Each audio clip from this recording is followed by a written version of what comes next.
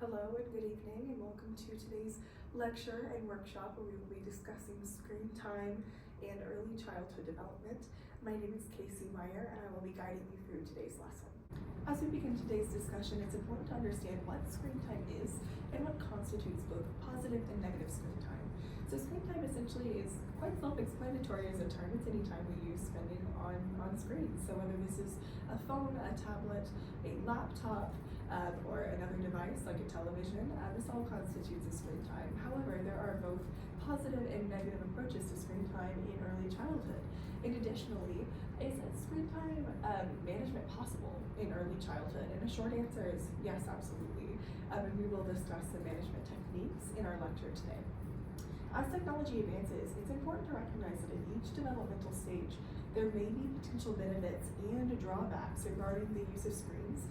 In early childhood, there are recommendations, guidelines, and ways to organize and manage screen time to ensure developmental benefits.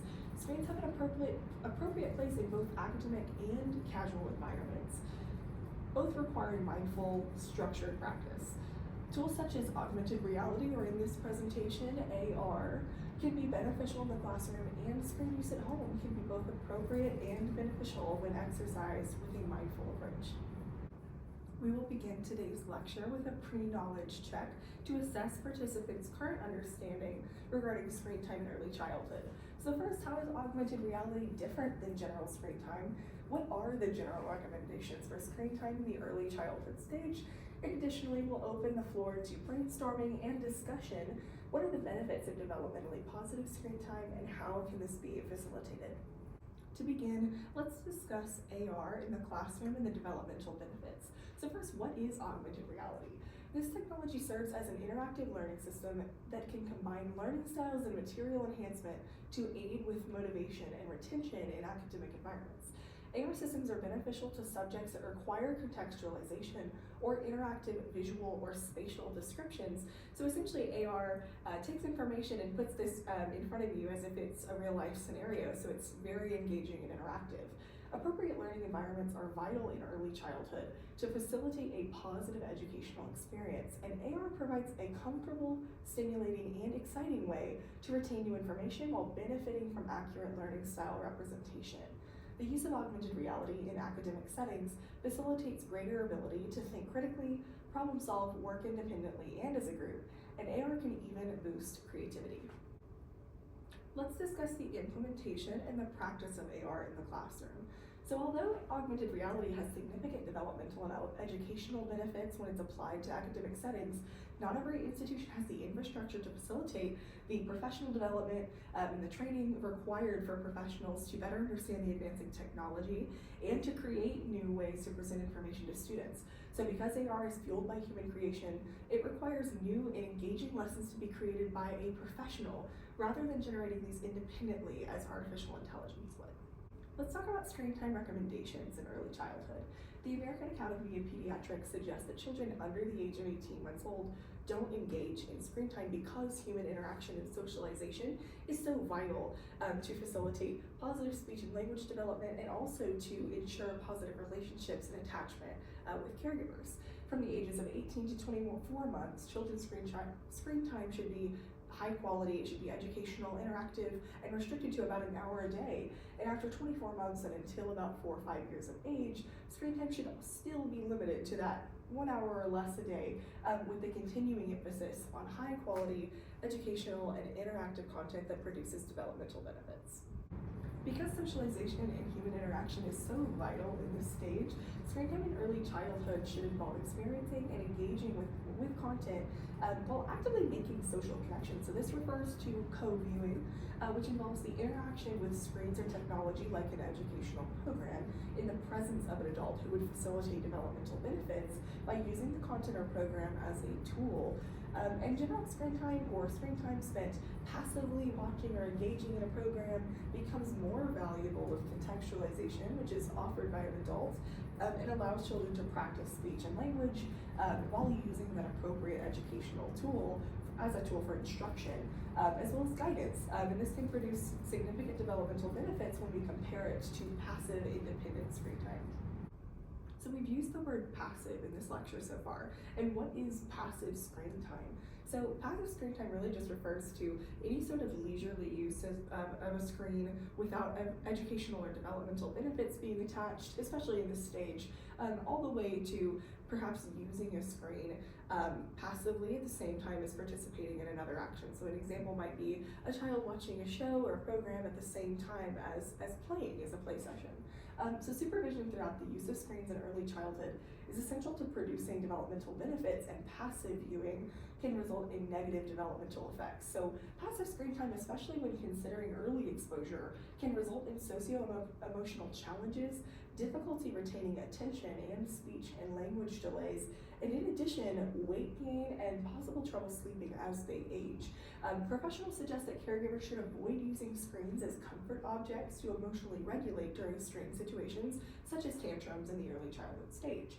By displacing a child's ability to cope with stimuli and process their emotions, regulate and redirect independently, we facilitate negative coping habits from an early age.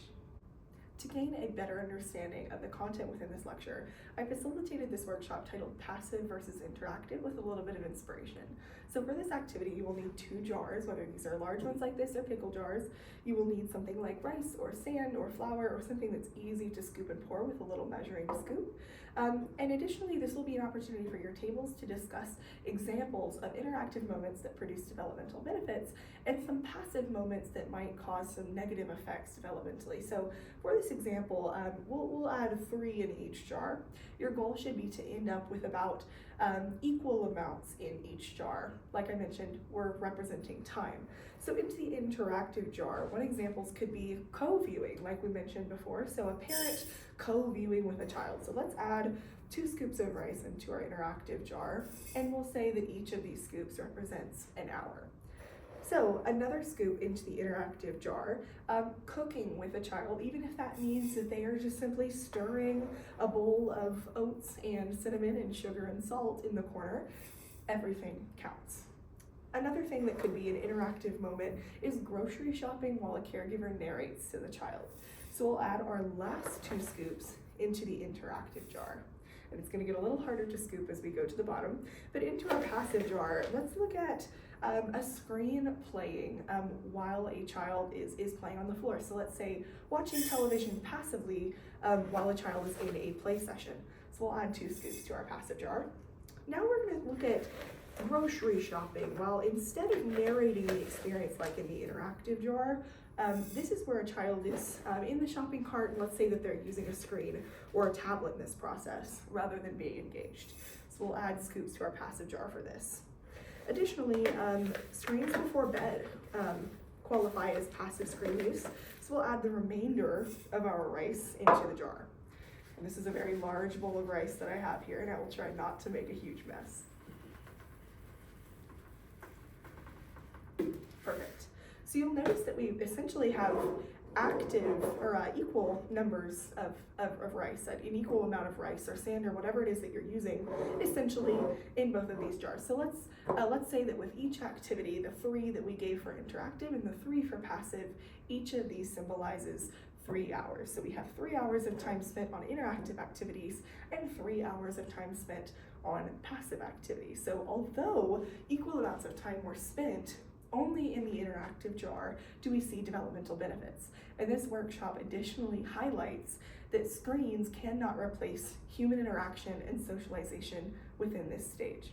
This is a workshop that can be facilitated with your table groups, whether it's these large jars or mason jars. Ultimately, your goal should be to have enough rice to essentially fill up one of these jars total, so that you can split them in half and demonstrate that although equal amounts of time can be spent on interactive or on passive activities, only 3 of those 6 total hours were spent producing developmental benefits. Following our workshop, let's have a brief discussion with our table groups. So on the interactive side, we have experiences that involve children and facilitate global understanding to produce developmental benefits. And examples might include general household duties, cooking, cleaning, or simple decision-making and errands. And on the passive side, we see screen time, and more specifically passive screen time, which, as we mentioned, is leisurely or something along the lines of a child watching a tablet and their train of thought and creativity being interrupted as they're playing. And this may result in speech and language delays, socio-emotional problems, and even global and situational inexperience. And excessive screen time reduces educational and social opportunities. So how can we manage screen time in early childhood?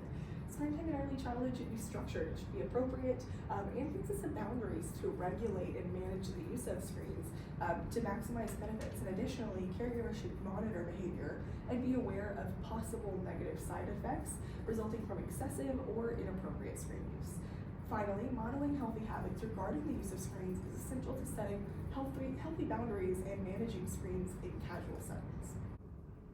The Canadian Pediatric Society in 2025 suggests using the 4 M's: management, meaningful, modeling, and monitoring to regulate screen time in this stage.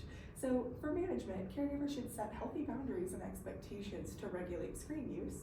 Content should be developmentally appropriate and meaningful for a child's age, educational, and facilitate creative and critical thinking skills, as well as introduce new concepts and skills. So in this stage especially, and mainly when we hit that 24 months to 4 or 5 years of age, we're not just looking at the time spent on screens as we've seen before, and as we will see again, we're also looking at the quality of the content that's being introduced as well. So whether that content is producing developmental benefits is a focus in this stage.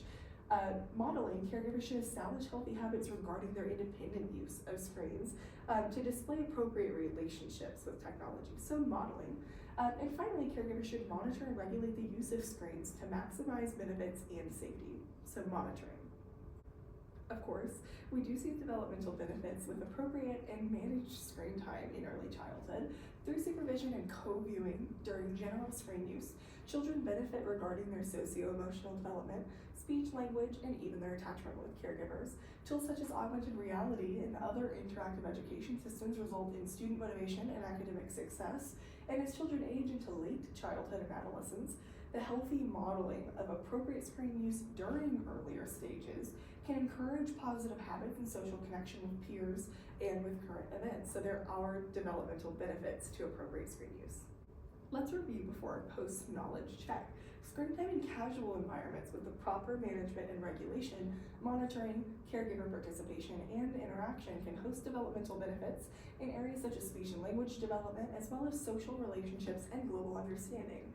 Technology-based tools in academic settings such as AR and other interactive tutoring systems can facilitate student motivation, cater to independent learning styles, reinforce knowledge and understanding of subjects that require spatial or visual contextualization, and lead to academic success.